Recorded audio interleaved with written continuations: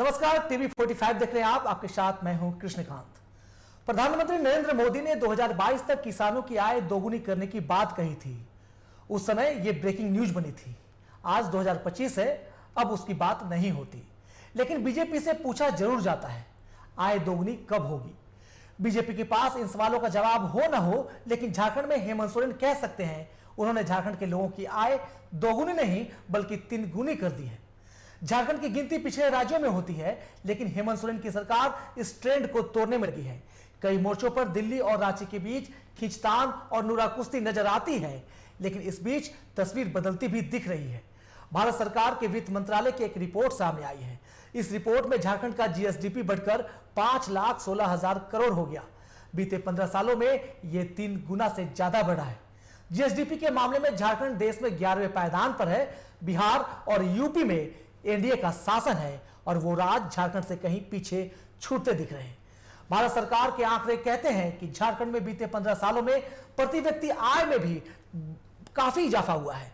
प्रति व्यक्ति आय जो पर कैपिटा इनकम है, ये 1,16,663 पर पहुंच गया है। बीते 15 सालों में प्रति व्यक्ति आय जो है वो 3 गुना बढ़ी है। देश में कभी दोगुना आय की बात होती थी, झारखंड में हेमंत राज में दोगुनी नहीं बल्कि 3 गुनी आय की बात अब हो सकती है। देखिए ये रिपोर्ट, फिर इस पर चर्चा करेंगे। हेमंत सोरेन की अगुआ सरकार चल पड़ी है। केंद्र के आंकड़ों में अगुआ सरकार दौड़ने लगी है। झारखंड का जीएसडीपी उम्मीदों के मुताबिक छलांग लगा रहा है। बीते दिनों केंद्र सरकार ने वित्तीय वर्ष 2024-25 की देश के जीडीपी के साथ साथ राज्यों की जीएसडीपी की रिपोर्ट जारी कर दी। जीएसडीपी में झारखंड की स्थिति कई राज्यों से बेहतर है। साल 2011-12 में झारखंड का जीएसडीपी 1,50,900 करोड़ रुपए था, जो 2024-25 में बढ़कर 5,16,255 करोड़ पहुंच गया। जीएसडीपी ग्रोथ रेट में 34 राज्य और केंद्र शासित प्रदेशों में झारखंड 11वें स्थान पर। पिछले साल की तुलना में झारखंड के जीएसडीपी की वृद्धि दर 10.87% है, जबकि देश का जीडीपी ग्रोथ रेट वित्त मंत्रालय की तरफ से 6.3% से 6.8% बताई गई है। प्रति व्यक्ति आय मामले में भी झारखंड और हेमंत सरकार के लिए गुड न्यूज है। बीते 15 सालों में झारखंड का प्रति व्यक्ति आय यानी पर कैपिटा इनकम 3 गुना तक बढ़ा है। साल 2010-11 में झारखंड का प्रति व्यक्ति आय 41,254 रुपए था, जो बढ़कर अब 1,16,663 रुपए हो गया है। ये बिहार और उत्तर प्रदेश की तुलना में काफी अधिक है। बिहार में प्रति व्यक्ति आय 69,323 रुपए है और यूपी का प्रति व्यक्ति आय 1,08,572 रुपए।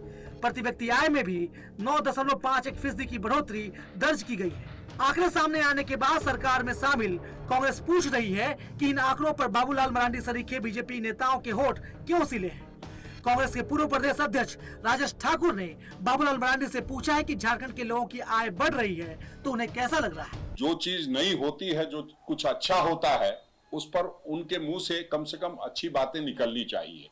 ये बात तो आपको बाबूलाल जी से पूछना चाहिए कि उनको अब कैसा लग रहा है। झारखंड के लोगों की अगर आमदनी बढ़ी है तो उनको कैसा महसूस हो रहा है, कि उस पर भी कोई प्रतिक्रिया देना चाहते हो तो वो देंगे। हम तो समझते हैं कि हम लोग काम कर रहे हैं और काम का नतीजा है कि सब कुछ अच्छा हो रहा है। बीजेपी को ये आंकड़े पच नहीं रहे। बीजेपी कह रही है कि बिहार और यूपी जैसे पिछड़े राज्यों से तुलना क्यों की जा रही है, विकसित राज्यों से झारखंड की तुलना हो। बीजेपी कह रही है कि झारखंड में अमीरों की कमाई बढ़ी है, आंकड़ों के खेल में औसत इनकम बढ़ी है, झारखंड के गरीबों का कुछ नहीं बढ़ा। मैया समान को भी बीजेपी ने इसकी वजह बताई। देखिए, झारखंड के लिए तो खुशी की बात है कि यहाँ का पर कैपिटा इनकम जो इम्प्रूव हुआ है, लेकिन यहाँ पर 2 बातें हैं। सबसे पहली बात तो हमें अपना जो कंपैरिजन है वो विकसित राज्यों से करना चाहिए, ऐसे राज्यों से नहीं जिनका पर कैपिटा इनकम पहले से कम था। झारखंड में पर कैपिटा इनकम बढ़ने का एक बहुत बड़ा कारण यह है कि यहाँ पर अमीर और गरीब के बीच में जो है दूरी है, खाई, वो लगातार बढ़ती जा रही है। यानी कुछ अमीरों का इनकम बहुत ज्यादा है पर बाकी गरीबों का इनकम काफी कम है, पर एवरेज दिखा के पर कैपिटा इनकम ज्यादा दिखता है। इसका सबसे बड़ा उदाहरण मैया समान योजना है, जिसका लाभ यहाँ की ज्यादातर महिलाएं ले रही है। गौरतलब है कि नेता प्रतिपक्ष और बीजेपी के प्रदेश अध्यक्ष बाबूलाल मरांडी रोजाना प्रेस कॉन्फ्रेंस कर किसी न किसी मुद्दे पर सरकार को घेरने में लगे हैं। वित्त मंत्रालय की इन आंकड़ों ने हेमंत सरकार को बड़ी ताकत दी है। ये आंकड़े सरकार की पूरी पॉलिसी पर मुहर की तरह है। लिहाजा सरकार चला रही जेएमएम और कांग्रेस फील गुड कर रही है और विपक्ष में बैठी बीजेपी की सांसें फूल रही है। Bureau report, TV 45। जी हाँ, तो आपने ये रिपोर्ट देखी। ये रिपोर्ट भारत सरकार के सांख्यिकी और कार्यक्रम क्रियान्वयन मंत्रालय की रिपोर्ट है, जो कुछ दिन पहले ही आई है। अब साफ तौर पर झारखंड के लिए ये गुड न्यूज है। इस रिपोर्ट को और इन आंकड़ों को अब कोई खारिज भी नहीं कर सकता, बीजेपी भी नहीं, क्योंकि ये भारत सरकार का अपना आंकड़ा है। तो साफ तौर पर जब सब कुछ ऑल इज वेल है झारखंड में, तो सवाल फिर बीजेपी किस बिना पर उठाएगी, इसी मुद्दे पर हम चर्चा करेंगे। हमारे साथ जुड़ रहे हमारे मेहमान जेएलकेएम से विजय सिंह जी, जेएलकेएम के महासचिव हैं, आपका बहुत बहुत स्वागत। हमारे साथ जुड़ रहे हैं कांग्रेस प्रवक्ता अली अख्तर जी, आपका बहुत बहुत स्वागत। और हमारे साथ जुड़ रही हैं जेएमएम की केंद्रीय प्रवक्ता डॉक्टर नीलम मिश्रा, आपका भी बहुत बहुत स्वागत। सभी को जोहार। तो ये भारत सरकार के सांख्यिकी और कार्यक्रम कार्यान्वयन मंत्रालय का आंकड़ा है, उसकी रिपोर्ट है। अब इस रिपोर्ट को कोई खारिज भी नहीं कर सकता। तो क्या ये आंकड़े जमीन पर दिख रहे हैं, ये बड़ा सवाल है। और वाकई झारखंड के अंतिम आदमी को फायदा होता दिख रहा है, ये भी सवाल है। हमारे साथ हमारी कोशिश है कि बीजेपी से भी कुछ मेहमान जुड़ेंगे तो चर्चा जो है थोड़ा सार्थक हो सकेगी। हम चलते हैं डॉक्टर नीलम मिश्रा के पास। डॉक्टर नीलम मिश्रा, आंकड़ों से आप बहुत खुश होंगी, और वाकई आंकड़े हैं भी ऐसे कि जिस पर मुस्कुराया जा सकता है, क्योंकि झारखंड की गिनती पिछले राज्यों में होती है। बात बीते 10 सालों में दोगुनी आय की बात होती रही, यहां पर तो झारखंड में प्रति व्यक्ति आय बीते 15 सालों में 3 गुनी तक हो गई है, ये भारत सरकार कह रही है। इतना बदलाव आया कैसे डॉक्टर नीलम, ये और क्या जमीन पर भी ये बदलाव है या सिर्फ आंकड़ों में बदलाव है, ये मेरा सवाल आपसे है। कि आप मुस्कुराहट की बात कर रहे थे, ये सिर्फ मेरा मुस्कुराहट या आपका मुस्कुराना नहीं है, ये पूरे झारखंड का झारखंड के जो लोग हैं उनकी मुस्कुराहट हम लोगों को देखना चाहिए। और हमारी सरकार अगुआ सरकार है, और अगुआ सरकार यहाँ के लोगों के लिए है। और इसी प्रण के साथ, इसी संकल्प के साथ सरकार में हम लोग आए हैं, और माननीय मुख्यमंत्री जी को, हेमंत सोरेन जी को दोबारा जो है ना कुर्सी पे, मुख्यमंत्री के चेयर पे बिठाया गया है, यहाँ के लोगों ने बिठाया है। तो उनके चेहरे में अगर मुस्कुराहट आती है, खुशी आती है, तो उससे बड़ा अचीवमेंट, उससे बड़ा उपलब्धि हम लोग के लिए कुछ भी नहीं है। तो ये जो आंकड़ा है, केंद्र की आंकड़ा है, इसमें हम और क्या ही बोल सकते हैं। अगर हमारा अपना राज्य सरकार की तरफ से अगर कोई आंकड़ा पेश की जाती अभी तो यहाँ पे पूरा मल्ल युद्ध चल रहा होता भाजपाइयों के बीच में। तो इसमें तो कुछ कहना ही नहीं है, इन लोगों को तो खुद ब खुद जवाब मिल गया है। हमेशा देखिएगा, चाहे वो बाबूलाल मरांडी जी हो या अमर बावरी जी हो या भानु प्रताप सिंह, जो भी हो, हमेशा हेमंत सोरेन जी को घेरने का प्रयास करते हैं, लेकिन उन लोग को कहीं भी सफलता नहीं मिल रही है। जिस लगन से, जिस निष्ठा से, जिस समर्पण के साथ हेमंत सोरेन जी झारखंड के लिए काम कर रहे हैं, यहाँ के लोगों का विकास के लिए काम कर रहे हैं, वो अब दिख रहा है। तो एक बहुत बड़ी खुशी की बात है। और यही कारण है कि देखिए, पिछले समय से ही जब कभी भी आंकड़ा आया है, झारखंड का आंकड़ा बहुत अच्छा ही आया है। चाहे अगर शिक्षा को ही हम लोग लेते हैं, तो अब देखिएगा कि शिक्षा का भी दर बढ़ा है। अगर सिर्फ महिलाओं का ही ले, क्योंकि हम जानते हैं कि एक समाज को सशक्त तभी बनाया जा सकता है जब समाज में शिक्षा का विकास हो, शिक्षा पे प्रमुखता से काम किया जाए। तो उससे भी देखिए हमारा झारखंड जो है वो मतलब विकास की ओर है। 70% प्लस महिलाओं, अब 70% से भी ज्यादा महिलाओं में शिक्षा दर बढ़ रहा है, जो कि पहले कभी भी 60 से ऊपर उठा ही नहीं। तो इसीलिए देखिए क्या है ना कि आंकड़ा बताता है, आंकड़ा, क्योंकि भाजपा के लोग तो आंकड़ा लेके बैठ जाते हैं हमेशा, देखिएगा। ठीक है डॉक्टर नीलम, आपकी बात आ गई मेरे पास। भाजपा के लोग ही, डॉक्टर नीलम आपकी बात आ गई मेरे पास, बहुत ही खुशी की बात। हाँ, आपकी बात आ गई मेरे पास। सब कुछ हैप्पी नहीं है। अगर आप इसी आंकड़े में आगे चलेंगे तो NFHS यानी कि नेशनल फैमिली हेल्थ सर्वे 5 की रिपोर्ट है।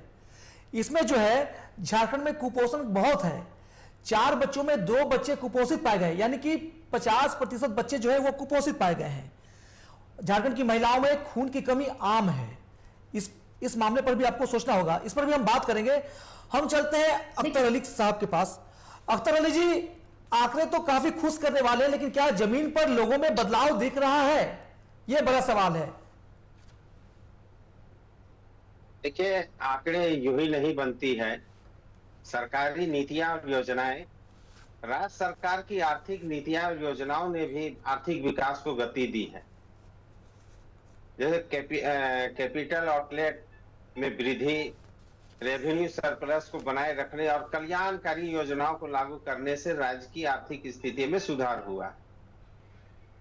इन उद्देश्यों न केवल आर्थिक विकास को बढ़ावा है बल्कि सामाजिक कल्याण को भी सुनिश्चित करना है। अब देखिए, जीएसडीपी और प्रति व्यक्ति आय पर कैपिटा इनकम में वृद्धि का तीन मुख्य कारण बताया गया है। पहला प्रमुख क्षेत्र जो है वो कृषि को दिखाया गया है, दूसरा उद्योग को, और तीसरा जो है वो सेवा क्षेत्रों में हो रही विकास को माना जाता है। अब सेवा क्षेत्र में वृद्धि देखिए, झारखंड की अर्थव्यवस्था में सेवा क्षेत्र का योगदान लगातार बढ़ रहा है।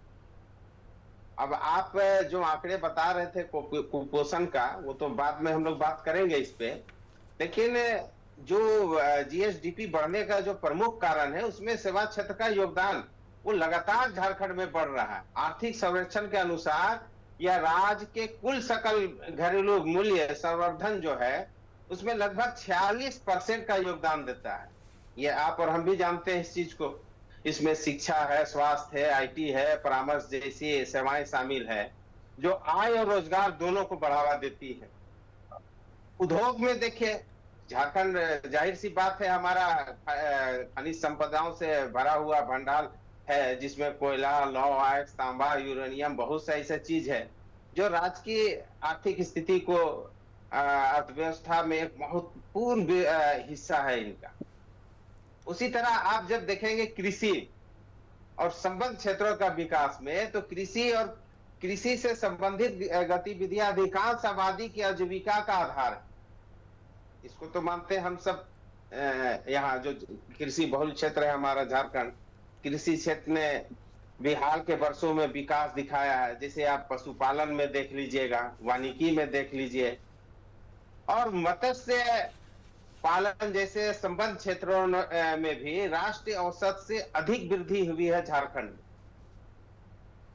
और हम लोगों ने सबसे पहले आकर के झारखंड में, आपने जब हेमंत सरकार बनी थी, ये मजबूत गठबंधन की जो सरकार बनी थी और मजबूत नेतृत्व का ही नतीजा है कि ये सब देखने को मिल रहा है कि कई क्षेत्रों में आप देखेंगे तो हम राष्ट्रीय औसत से बेहतर हैं।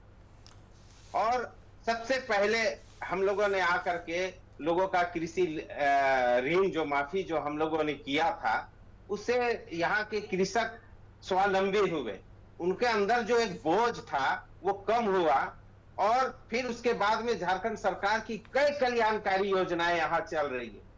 महिलाओं को समृद्ध करने के लिए यहाँ बाल विवाह बहुत ज्यादा होता था, तो सबसे पहले हम लोगों ने सावित्री बाई फुले किशोरी समृद्धि योजना जो चल रही है, क्रांतिकारी योजना है कि बाल विवाह के तरफ जो जा रहे थे, 9th क्लास से बच्चियों को से लेकर के 12 ग्रेजुएट करने तक उसको 40,000 जो दिया जा रहा है, इससे छात्राओं में एक तो पढ़ने के लिए भी उनको एक ये, ठीक है। अख्तर साहब, आपकी बात आ गई, सरकार हमको प्रोत्साहित कर रही है। हम आगे भी लौटेंगे, हम अपने अगले मेहमान के पास चलते हैं। अख्तर अली साहब, विजय जी, अगर यहाँ पर बीजेपी के प्रवक्ता होते तो हम उनकी बात सुनते और हम आपका इस्तेमाल थर्ड अंपायर के तौर पर करते, लेकिन कहीं ना कहीं जो आंकड़े जो है, आप देखिए देश का जो अनुमानित जीडीपी ग्रोथ है वो 6.3% से 6.8% माना गया है, जबकि झारखंड का बीते एक वर्ष में जो जीएसडीपी ग्रोथ है वो 10.87% है। राष्ट्रीय औसत से कहीं ज्यादा है, हम कहीं आगे हैं हम।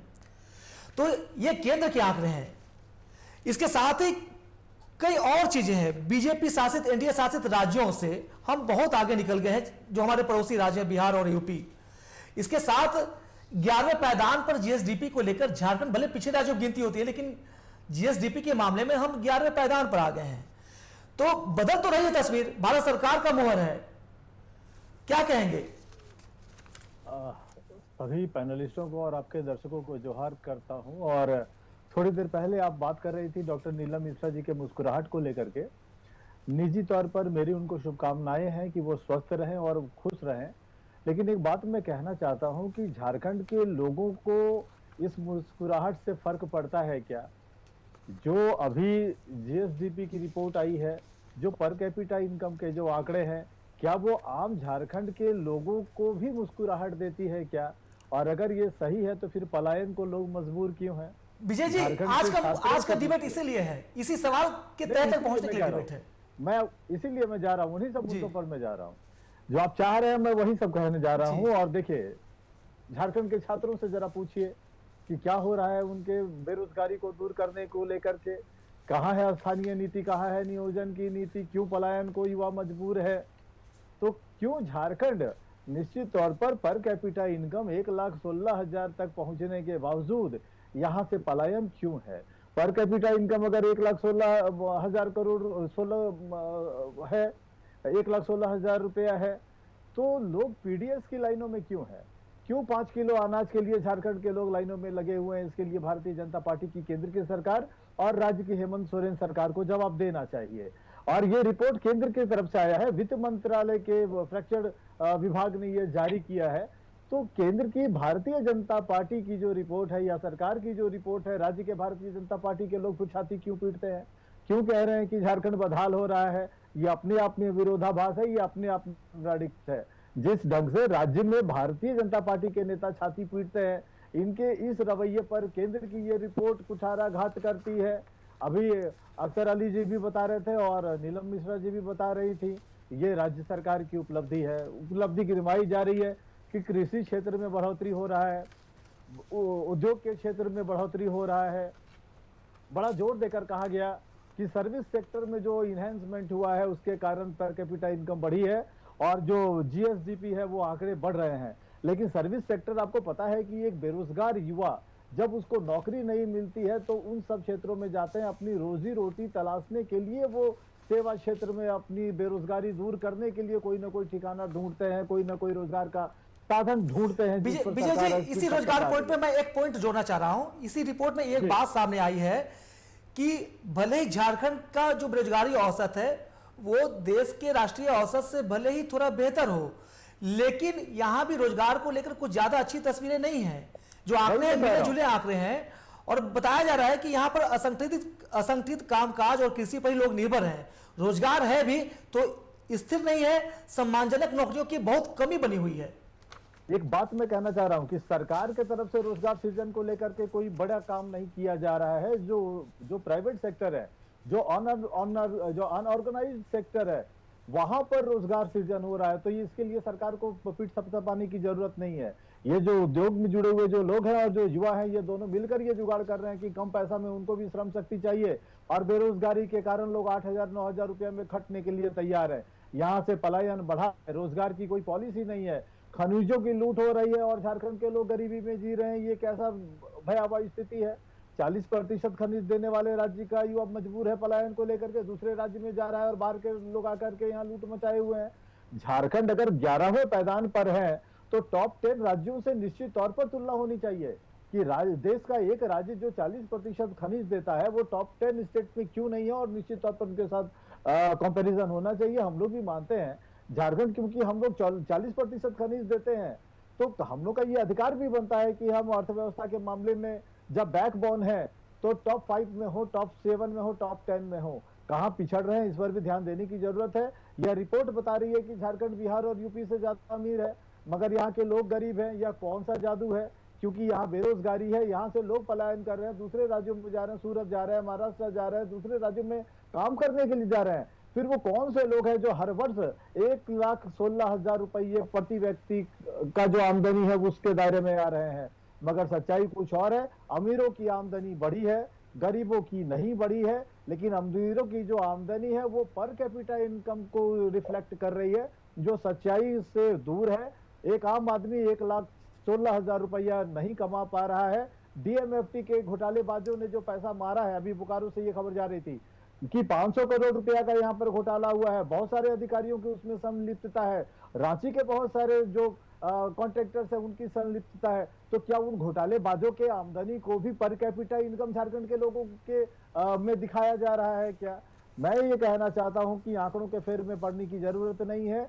आप एक सोशल रेफरेंडम, एक सोशल सर्वे भी करके देख लीजिए। किसी गांव में चले जाइए, पूछिए उनसे कि उनके पास पीडीएस का चावल आता है कि नहीं, वो दिहाड़ी मजदूरी करते हैं कि नहीं, और अगर वो वैकल्पिक संगठित क्षेत्र में मजदूरी करते हैं तो उनको कितना पैसा मिलता है। तो इन सब चीजों पर भी ध्यान देने की जरूरत है। जी विजय जी, आपका पॉइंट आ गया मेरे पास। देखिए, बात आंकड़ों की कर रही है। सरकार की जो मशीनरी होती है, सरकार पॉलिटिकल रूप में वादे करती है, लेकिन सरकार की जो मशीनरी होती है, जो ब्यूरोक्रेसी होती है, वो आंकड़ों का खेल ही करती है। वो आंकड़े कितने सही होते हैं, गलत होते हैं, उस पर लोग चर्चा कर सकते हैं, लेकिन जब भारत सरकार किसी आंकड़े पर मोहर लगाती है तो उस पर हमको यकीन तो करना ही पड़ेगा।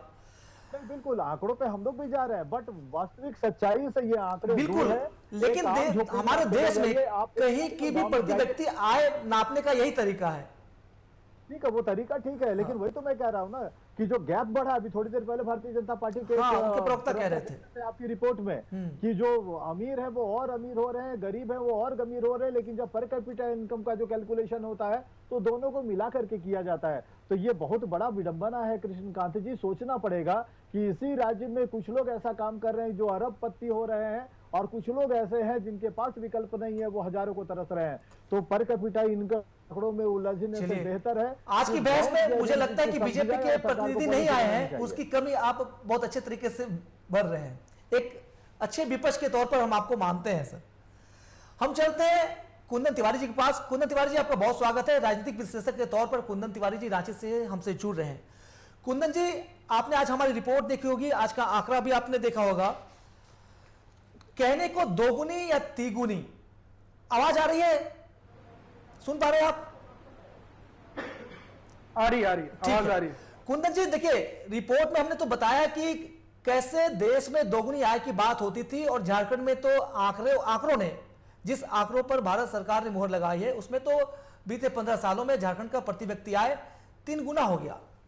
इसकी विसाख भी है, मेरे पास कुछ रिपोर्ट है जिसमें कहा गया है कि झारखंड में उद्योगों को इस तरह बढ़ावा मिल रहा है। पिछले 10 सालों में यहां 2 लाख उद्योगों को क्लियरेंस मिला है। यह रिपोर्ट मेरे पास है, और इसी रिपोर्ट में यह कहा गया है कि साल 2016 में 36 उद्योगों को क्लियरेंस मिला था। 2017 में 1154 उद्योगों को क्लियरेंस मिला था। लेकिन जैसे ही हम 2019 में आते हैं, यह आंकड़ा 15,000 से पार हो जाता है। 2020 में आते हैं, यह आंकड़ा 18,000 से पार हो जाता है। 2021 में यह तो 32,000 हो जाता है, और 2024 में 35,000, और 2000 उससे एक साल पहले 2023 में 37,140 उद्योगों को क्लियरेंस मिला है। यह आंकड़ा है। तो साफ तौर पर ऐसे ही चीजों से तो तस्वीर बदल रही है। क्या कहेंगे आप? और एक चीज हमें भूलना नहीं होगा कि इसी दौरान देखिए कोरोना की मार भी झेली है।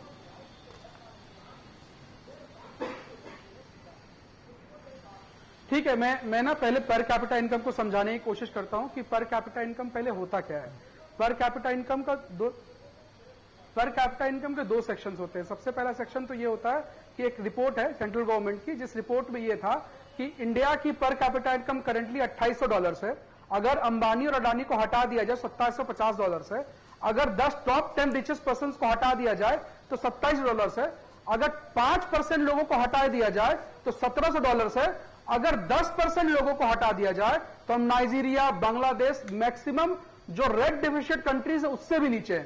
पर कैपिटा इनकम का कैलकुलेशन ऐसे होता है। ये आधारित नहीं होता है कि जैसे लघु उद्योगों की सालों से जो ट्रेडिशन रही है, जो सरकार जो मानक तय करा, उसी मानक पे हम लोग देख रहे पढ़ते हैं। हमारी सरकारों ने यही हमें देखना पढ़ना बताया है, और इसी पर हम लोग समीक्षा भी करते हैं। तो हमको उसी को मानकर चलना होगा ना। जी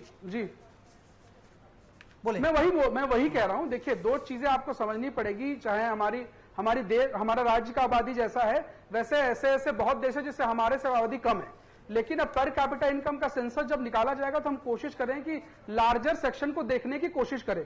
अगर हम आज भी स्मॉलर सेक्शन को देखने की कोशिश करेंगे तो हमारा पर कैपिटा इनकम ठीक नहीं होगा। अब जब आपने उद्योगों की बात करी, उद्योग का मतलब यह नहीं होता कि वो कंपनी प्रॉफिट सेक्शन में चली गई। अगर एमएसएमई रजिस्ट्रेशन में भी उद्योग रजिस्टर्ड हुआ है तो उस डेटा को भी प्रेजेंट किया जाता है। इसका मतलब यह नहीं उद्योग 100 करोड़ का बन गया है।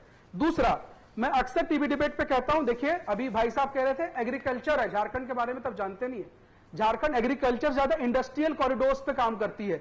मैं आपको कुछ एग्जांपल देता हूं, सरकार के सेक्शंस को ये बेनिफिट मिल सके कि ओडिशा इंडस्ट्रियल कॉरिडोर मॉडल, जिसमें बेसिकली पोर्ट बेस्ड इंडस्ट्रीज बनाई जा सकती है। उसका Madhya Pradesh food processing parks. उसके बाद अब ये ऐसे स्टेट्स है जहां पे हमारे जैसे चीजें लगातार सेम है। गुजरात सोलर पावर रेवोल्यूशन, उसके बाद आ जाइए कॉर्पोरेट लेड मॉडल्स, उसके बाद आ जाइए Amul cooperative Gujarat, eco tourism model Meghalaya and Sikkim, 1 district 1 product, UP ODOP famous, green Jharkhand solar belt, Jharkhand eco circuit जिसमें like Madhya Pradesh target tourism हुआ था, ऐसे बहुत सारे पॉइंट जो सरकार कर सकती है, कोई पैसे लगाने की जरूरत नहीं है इसके लिए। इसके लिए इन योजनाओं पे बेसिकली इन्वेस्टमेंट तैयार हो सकता है और इनिशियली हो सकता है। इसका दो कारण होते हैं, तैयार करती है, कुछ पार्टीज ऐसे हैं हमारे झारखंड में, ये सब चीजें तो है ना, इसी को तो गवर्नेंस कहते हैं। नहीं सर, क्लियरेंस में दो चीजें मैं आपको बता देता हूं, क्योंकि पॉलिसी नई पॉलिसी में जब काम करते हैं ना हम लोग, क्लियरेंस में दो चीजें, एक तो फंडिंग क्लियरेंस, एक होता है ऑडिट क्लियरेंस और एक होता है डेवलपमेंट क्लियरेंस। और जहां डिक्लेरेशन क्लियरेंस की बात आती है तो हमारे पास अब कुछ चीज प्रेजेंट है।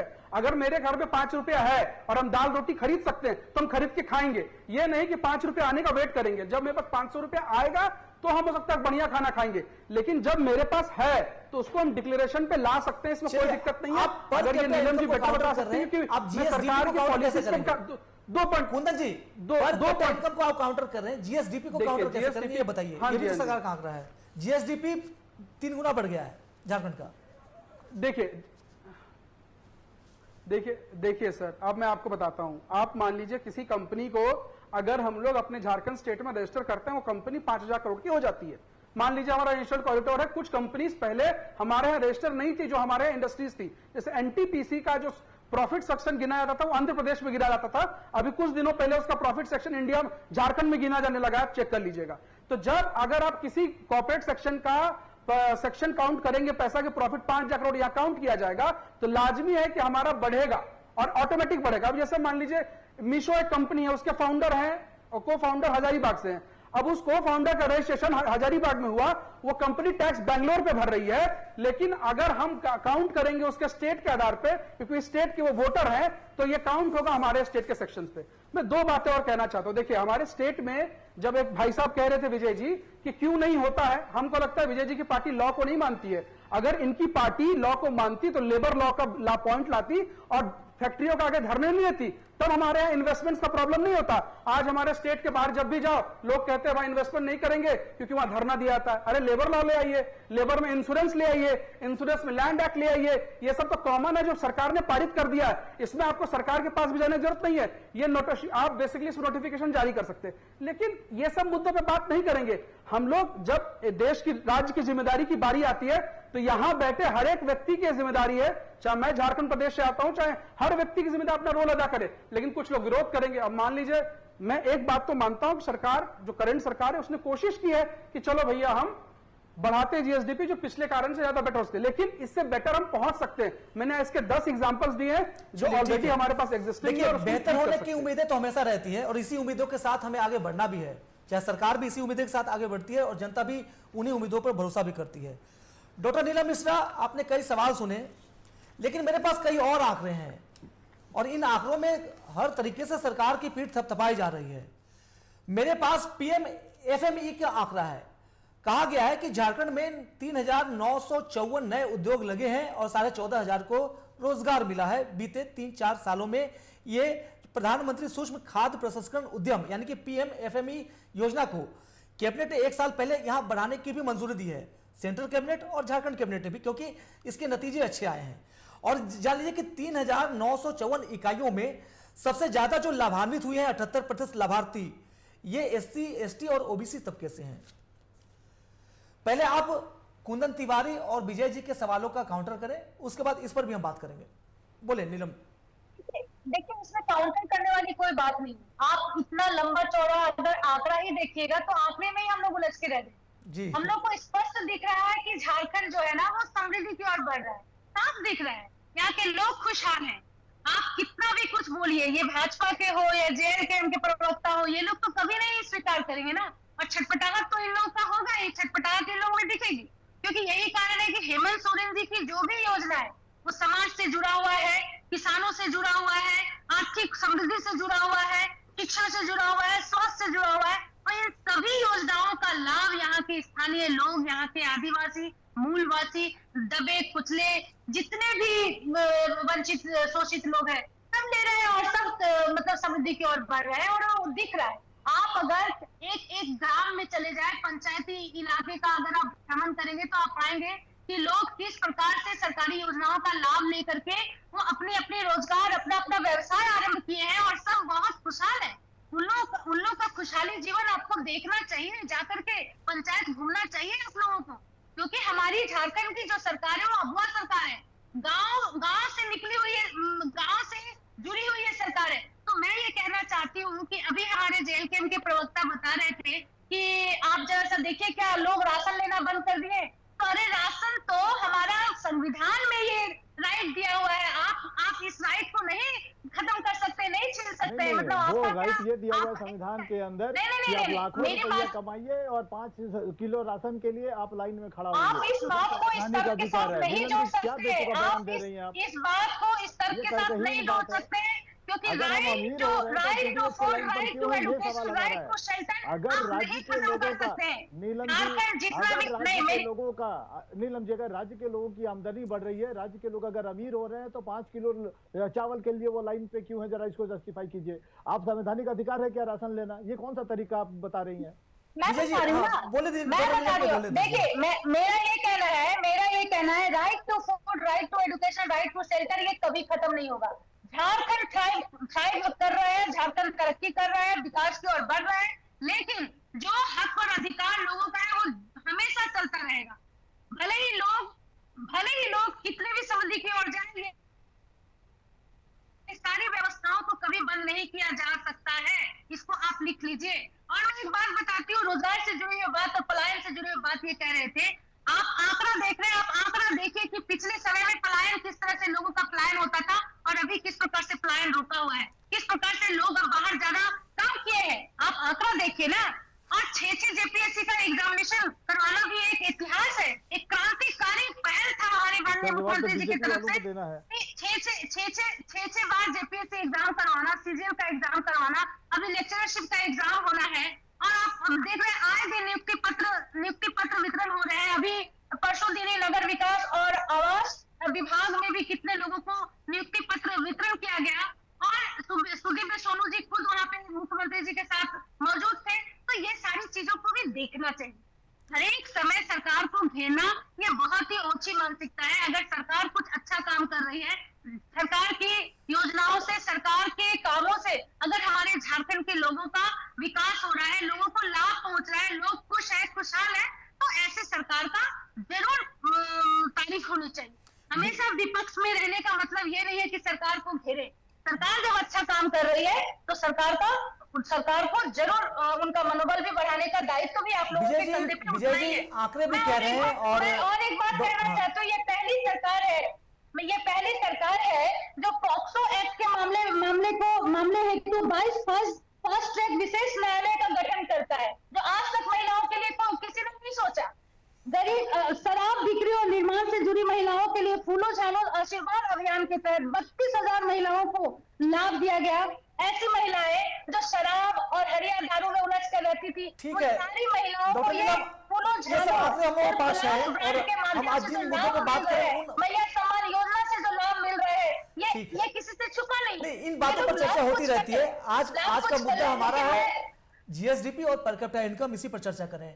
विजय जी, डॉक्टर नीलम कह रही है कि विपक्ष में रहने का मतलब ये नहीं कि हर बात पर विरोध किया जाए।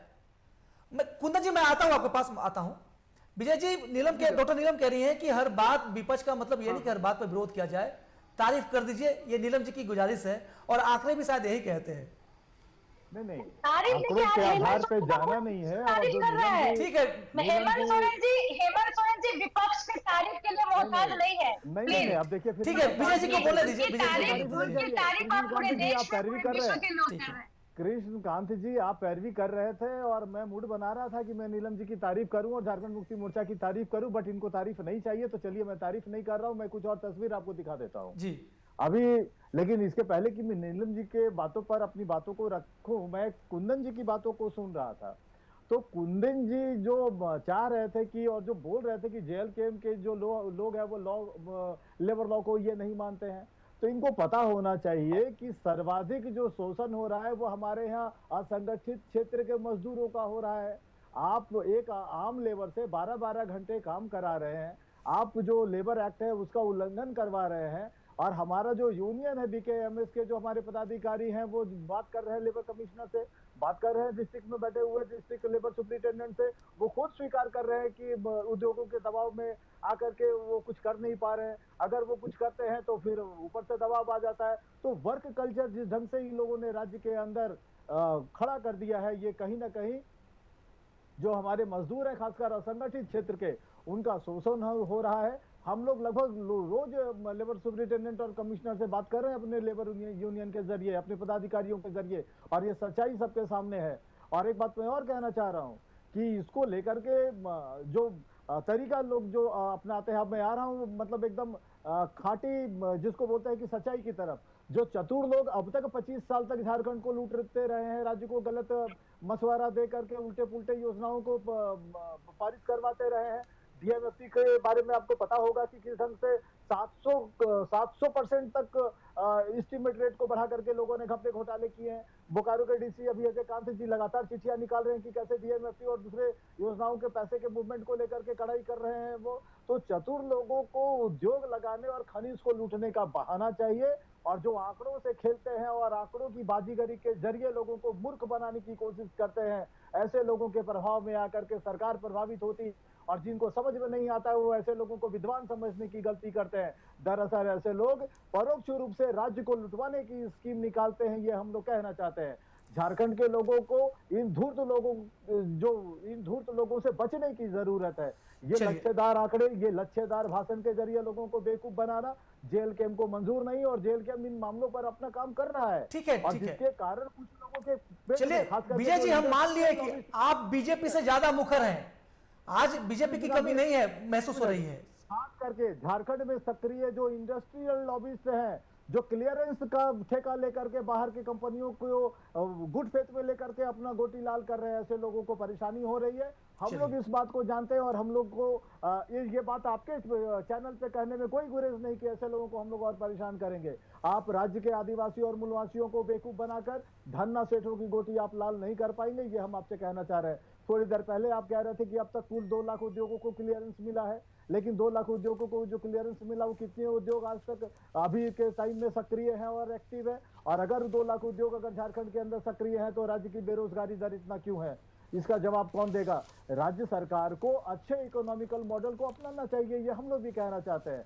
आप गैर कृषि क्षेत्र को, जो खेती योग्य जमीन है उसको छोड़ करके जो बंजर जमीन है, जो दूसरे जो इलाके हैं, उन सभी जगहों पर आप स्पेशल इकोनॉमिकल जोन लेकर के आइए, इंडस्ट्रियल कॉरिडोर लेकर के आइए, पार्टी स्वागत करेगी। लेकिन इंडस्ट्रियल कॉरिडोर के बहाने किसी गांव को भी स्थापित करेंगे, आदिवासी मूलवासियों को उनको जमीन से और खेतिहर जमीन से अगर आप वंचित करेंगे, काम कीजिए अपने लैंड बैंक में, हम लोग को कोई दिक्कत नहीं है। लेकिन अगर एक आम झारखंडी अगर विस्थापित अगर होता है तो हम लोग उसके फेवर में नहीं है। राज्य की तरक्की होनी चाहिए, राज्य का विकास होना चाहिए, लेकिन झारखंड के लोग अगर प्रताड़ित होंगे, झारखंड के लोग अगर विस्थापन झेलेंगे, उनको मुआवजा नहीं मिलेगा, रोजगार नहीं मिलेगा, तो निश्चित तौर पर पार्टी कड़ा कदम उठाएगी। ठीक है विजय जी, आपकी बातें आ गई, आपने काफी पॉइंट उठाए हैं और उन बातों पर तो चर्चा होती रही है, और वो ये हमारे झारखंड के ज्वलंत मुद्दे भी हैं और गाहे बगाए हम लोग इस पर चर्चा करते भी हैं और सवाल भी उठाते हैं। हम अख्तर अली जी, हम आपके पास आएंगे तमाम सवालों को इकट्ठा करके। अभी हम कुंदन जी के पास चलते हैं। कुंदन जी, देखिए हेमंत सोरेन जो हमारे मुख्यमंत्री हैं वो लगातार कोशिश तो कर रहे हैं। देखिए कि राजनीतिक तौर पर अडानी का विरोध करने के बावजूद भी अडानी जी के लिए अपने सीएम हाउस में रेड कारपेट बिछाते हैं। कोशिशें तो हो रही हैं, तभी बदलाव दिख रहा है। तो इन बदलावों को हम स्वीकार तो कर सकते हैं ना हाथ खोलकर, या सिर्फ आंकड़ों के खेल में हम फंसे रहेंगे? सर देखिए, 2 चीजें मैं क्लियर कर देता हूं एक बाय एक करके। मैं नीलम जी पहले बीजेपी प्रवक्ता को बहुत मिस कर रही है। यहाँ कोई बीजेपी प्रवक्ता नहीं है जो उनको बता, हाँ संक्षेप में मिस कर रही है और कह रही है बीजेपी प्रवक्ता। मैंने सजेशन दिया झारखंड सरकार को, इंडस्ट्रियल कॉरिडोर्स के 10 मॉडल्स बताए मैंने कोई उनका वो नहीं कहा कि आप गलत काम कर रहे हैं। दूसरी बात, विजय जी जो कहने की कोशिश कर रहे हैं, मैं बात का समर्थन करता हूं उनका, लेकिन वो समझिए कि वो साफ साफ ये कहने की कोशिश कर रहे हैं कि जेएमएम सरकार लॉ को नहीं फॉलो कर रही है, इसलिए ये प्रॉब्लम फैक्ट्रीज में आ रही है। लेबर लॉ धरना देना या उनकी मुआवजा नहीं मिलना, अगर क्या लॉ नहीं मान रही है मतलब जेल का ये कहना चाहती है। सरकार को तीसरा सलाह दी जा रही है, गलत लोग एडवाइस कर रहे हैं, मैं ये कहने की कोशिश कर रहा हूं। जी कुंदन बोलिए, पूरा कीजिए। नहीं, मैं वही कह रहा हूं, अगर आप लोग धरना देना पड़ रहा है और यहाँ के इंडस्ट्रियल कॉरिडोर का सेक्शंस को बिगाड़ना पड़ रहा है, क्योंकि आप लोग एक बहुत बड़ी वजह है जो यहाँ के इंडस्ट्रियल कॉरिडोर सबसे पहले कह रही है कि हम यहाँ नहीं आएंगे। मतलब आप साफ साफ ये कह रहे हैं झारखंड सरकार लॉ में फेलियर है। अगर आप लॉ में फेलियर नहीं होती, जो आप इस बात को सुनते हैं, आप बोल रहे हैं, आप नहीं, हम लोग ये नहीं कह रहे हैं, हम देखिए ये डिबेट कह रहे हैं ऑथराइज्ड पर्सन कोई नहीं होता है।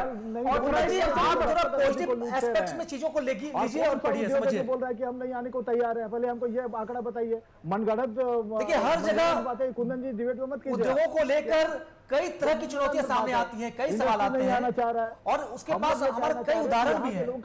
आप इसे खारिज नहीं कर सकते। जब तक समस्या होती है, विस्थापन की समस्या होती है, मैं खारिज नहीं कर रहा हूं। हाँ, अच्छा विजय जी बोलने दीजिए। मैं खारिज नहीं कर रहा हूं, मैं किसी का आंकड़ों खारिज नहीं कर रहा हूं, मैं आंकड़ों को खारिज नहीं कर रहा हूं, मैं किसी को डिस्टर्ब नहीं कर रहा था बोलने से। मैं कह रहा हूं मैंने सरकार को सजेशन दिया, मैंने विजय जी को ही बोला, विजय जी ने बोला कि लॉ एंड ऑर्डर का प्रॉब्लम हो रहा है, इसीलिए हम लोग को यह सदस्य उठाना पड़ रहा है, क्योंकि हम लोग उनके लिए उठा रहे हैं। अब जहां तक बात है विस्थापन नीति का, तो विस्थापन के लिए भैया लॉ, उसके लिए भी सेक्शन है, तो क्या झारखंड सरकार उसके लिए काम नहीं कर रही? मुझे तो लगता कर रही है और अच्छे ढंग से कर रही है, मैं तो खिलाफ नहीं हूं। तीसरा पॉइंट है जहां पे लघु उद्योगों की बात है, कुंदन जी मैं सीधा आपसे कहना चाह रहा हूं कि झारखंड के अंदर विभिन्न उद्योगों के जरिए 1,59,000 परिवारों को विस्थापित किया गया है। क्या पॉलिसी बनी है उन लोगों को लेकर के? मैंने लॉ एंड ऑर्डर की बात नहीं की है, मैंने लेबर लॉ को अरे वही तो मैं कह रहा हूं, मैं वही तो कह रहा हूं विजय जी। अरे मैं विस्थापन के लिए कह रहा हूं, विस्थापन का लॉ ही करो। मध्य प्रदेश के तर्ज पे बेसिकली विस्थापन लॉ का नियम ये है कि लैंड एक्सचेंज पे सेम लैंड एक्सचेंज मिला जाए। मैं तो वही कह रहा हूँ, आप मेरी बात कर विजय जी बोल अरे ये बात कह रहा हूँ जिन्हें उठाया नहीं जन्म पे लैंड, अरे लैंड एक्सचेंज उठाया नहीं, अरे जानकारी नहीं है, बारी में बोले तो ज्यादा बेहतर रहेगा। जयराम महतो जी ने उठाया था और विजय जी ठीक है, आप अपनी बारी में पॉइंट कर दीजिएगा, ठीक है। कुंदन जी को बोला, कुंदन जी आखिरी एक मिनट आपका बोलिए। इसलिए मैं कह रहा हूँ, मैं गलत बात सुनने के लिए नहीं बैठा हूँ। नहीं सुनना नहीं सर, आप उस पर विरोध जताएंगे ना, अपनी बारी में विरोध जता लीजिएगा, बोलिए। कोई आरआर पॉलिसी नहीं है, कोई विस्थापन पॉलिसी नहीं है, आप झूठ का ठीक है, कुंदन जी को पूरा करने दीजिए बात। कुंदन जी की भी अपनी एस्पेक्ट है, बोलिए कुंदन जी, बोलिए, पूरा कीजिए, 1 मिनट है आपके पास। देखिए दूसरी तीसरी बात नीलम जी ने यह कहा, हाँ मैं बोल रहा हूँ। तीसरी बात नीलम जी ने कहा गाँव को घूमिए, मैं गाँव में रहता हूँ सर, गांव से ही आया हूं, गांव ही मेरा घर है, वहीं रहते हैं, वहीं से आते हैं, सब कुछ देख रहे हैं। Per capita income, policy, census, data, वो अलग अलग चीजें हैं। अगर आप मैक्सिमम लोगों की बात कर रहे हैं, जो जनता होती है, 90% ऑफ द पब्लिक की बात कर रहे हैं, तो 90% पब्लिक के हिसाब से पर कैपिटा का इनकम डेटा नहीं बदला है। क्योंकि आप देखेंगे 3 बड़ी कंपनीज है, जो मैंने डेटा निकाल के बोली तो फोन पे यहां शो कर सकता हूं। 3 बड़ी कंपनीज है जिनका अमाउंट ऑफ सेक्शन हमारे यहां बढ़ा है, that is more than 16,000 crore, जिसके वजह से पर कैपिटा इनकम का रिफ्लेक्शन बहुत बड़ा है। लेकिन ये सिर्फ 3 कंपनीज के 3 डायरेक्टर्स का पर कैपिटा इनकम है, तो क्या 3.5 करोड़ लोगों का पर कैपिटा इनकम नहीं दिखता है? देखिए जहां तक बात है लघु उद्योगों की, एमएसएमई सेक्टर्स पे जब लोन सेक्शंस की बात आई थी और यहां पर रजिस्ट्रेशन ऑफ सेक्शंस की बात आई थी, जब तक इस देश में, हमारे राज्य में इंडस्ट्रियल कॉरिडोर और टूरिज्म, ये 2 बड़ा सेक्शन है जहां हम करीब 6 लाख करोड़ रुपए इकट्ठा कर सकते हैं। तो इस सजेशन है नीलम दीदी मेरा आपके तरफ से, मैं आपका विरोध नहीं कर रहा हूं, सरकार ये आसानी से कर सकती है, इस पे इन्वेस्टमेंट भी नहीं लगता है बजट का। आप ये सब लोग जानते हैं, पॉलिसी अप्रेंशन में आता है और इसमें आसानी से बजट सेक्शन आ जाता है कि आपको पैसा मिल जाएगा, लोग भी इन्वेस्ट कर देंगे। ठीक है कुंदन जी, आपकी बात आ गई। अख्तर अली साहब, मैं आपके पास आता हूं। विजय जी, एक लाइन कहना चाहता हूं। अच्छा 10 सेकंड बस, एक लाइन। मैं कुंदन जी से ये कहना चाहता हूं कि जो आंकड़े आप यहां दे रहे हैं, वो आंकड़े आप झारखंड सरकार को दिखाइए। झारखंड सरकार में लोग बैठे हुए हैं, जो अभी फिलहाल बैठे हैं, उनको समझ में नहीं आ रहा है। हम लोग आपकी बातें समझने के लिए तैयार नहीं, क्योंकि हम लोग आंकड़ों का खेल नहीं खेलते हैं और ये लक्ष्यदार आंकड़ों में हम लोग उलझते नहीं है। हम लोग जनता के बीच रहते हैं और हम लोग जनता के बीच रहकर काम करते हैं। विजय जी आगे बात को देखते हैं और जो उनके तकलीफें हैं, उनके आंकड़े उनके चेहरों से बयां हो रही है, उनके चेहरे। विजय जी आपकी बात आ गई, समझ में आ गई। अरे बिना आंकड़ा का भाषण लक्ष्यदार भाषण होता है, बिना आंकड़ा का भाषण लक्ष्यदार भाषण होता है। कुंदन जी अब सुन लीजिए, आपसे आप ये बिना आंकड़ा का भाषण लक्ष्यदार भाषण होता है। कुंदन जी आप पॉलिटिकल पार्टी के प्रवक्ता नहीं है, आप तो तैयार नहीं है। ठीक है विजय जी, हो गई बात। Policy matter. विजय जी हम चलते हैं अख्तर अली साहब के पास। अख्तर अली जी, कई सवाल उठे हैं। सवाल यह भी है कि सिर्फ आंकड़ों की कलाबाजी है, आंकड़ों का खेल है, लेकिन इन्हीं आंकड़ों पर सब कुछ चलता भी तो है, इन्हीं आंकड़ों से नए आंकड़े बनाए भी जाते हैं।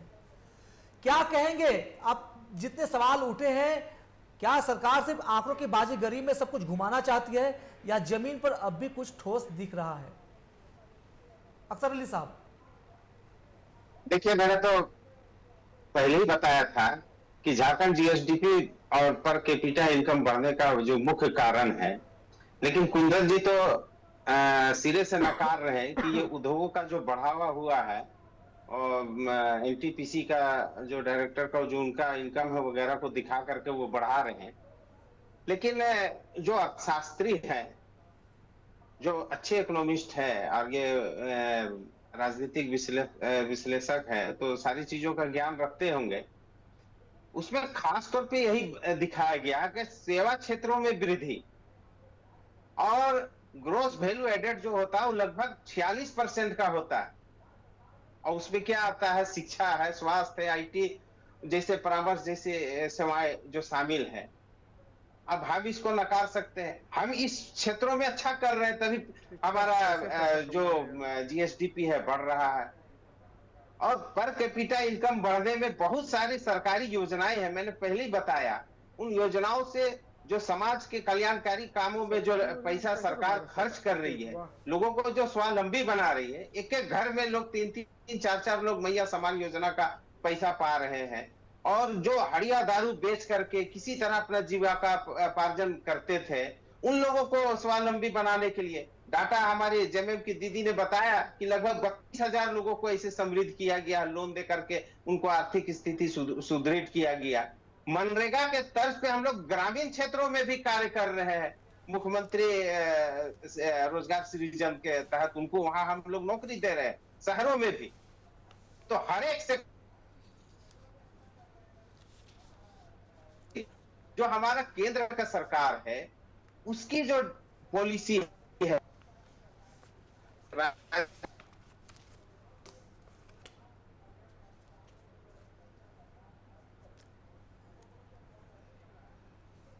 अख्तर अली जी, कुछ तकनीकी खामियों से हम डिस्कनेक्ट हो गए हैं आपसे, हम आपसे फिर से जुड़ेंगे। हम चलते हैं डॉक्टर नीलम के पास। डॉक्टर नीलम जी, आंकड़े तो आपकी पीठ थपथपा रही है, लेकिन जिस तरह हमारे सभी मेहमानों ने कहा कि चुनौतियां हैं, आंकड़ों की काला आवाज आ रही है? हाँ, आ रही है।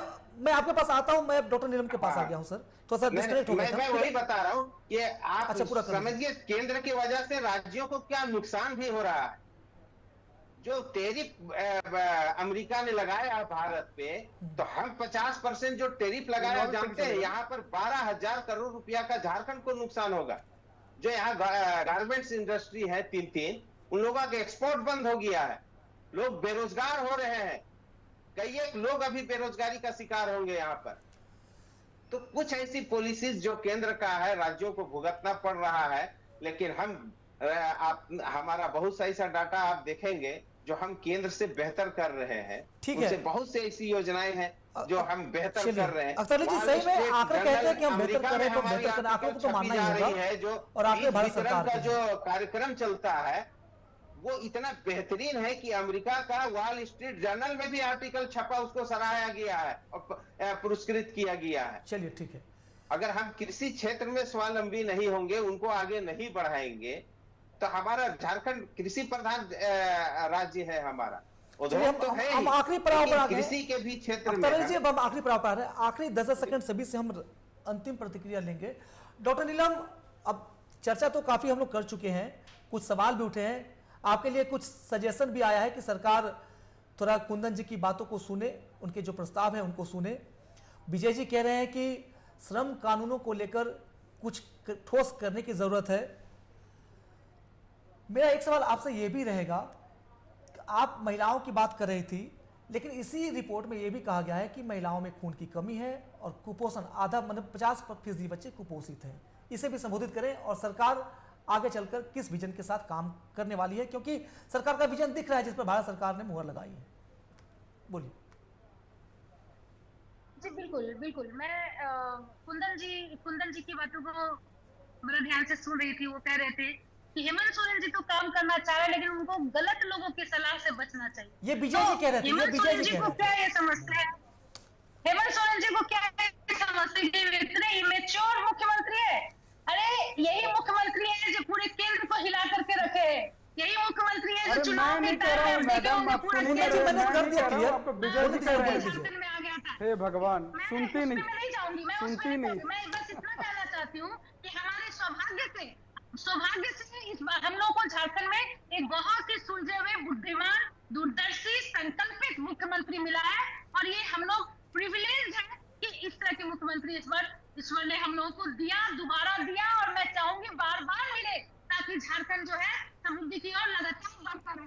और मैं बहुत बताती हूँ, यहाँ के लोगों के लिए जिस तरह से हेमंत सोरेन जी काम कर रहे हैं, यही कारण है कि आज हमारा मतलब जो भी ग्रोथ रेट जो दिखाया जा रहा है वो कहीं से गलत नहीं है।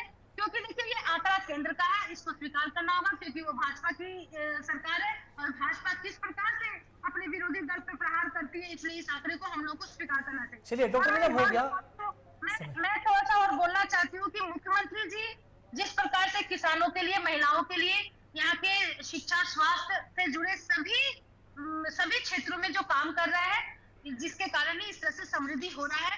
और मैं महिलाओं के बारे में जो आप बता रहे थे, मैं बता रही हूँ कि देखिए कुपोषण और बच्चों का कुपोषण, या फिर महिलाओं का, गर्भवती महिलाओं का ठीक है जो डॉक्टर, कुपोषण की बात होती है, उसके डॉक्टर लिए नीलम, अब हो गया। हम लोग आखिरी पड़ाव पर आ गए हैं, अब बस समय बहुत कम रह गया है। विजय जी प्रसव पूर्व गर्भवती महिलाओं को पौष्टिक आहार एवं प्रसव उपरांत, ठीक है डॉक्टर नीलम जी, इन सब चीजों पर हम लोग बात की है। आज का ठोस मोटा मोटी हम लोग इसी पे बात करना है कि जब जीएसडीपी बढ़ता है और प्रति व्यक्ति आय बढ़ता है, इससे ही तो देश में और राज्यों में विकास का पैमाना माना जाता इसलिए है। अनुमान है कि ये महिलाओं का जो कुपोषण है लास्ट और उनका पे जो खत्म करना है, ठीक है विजय जी खत्म करना है कृष्णकांत जी। विजय जी बस 10 सेकंड में खत्म करें। आप बताएं कि बस जब 10 सेकंड जब में केंद्र ने भी मोहर लगा दी है और अच्छे आंकड़े आ रहे हैं, तो कृष्णकांत जी, फिर हंसी खुशी से स्वीकार कर लेना चाहिए।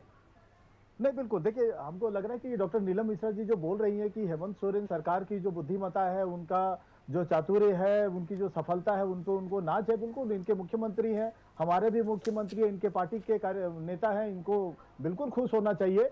बट सुन लीजिए, मैं आ रहा हूँ।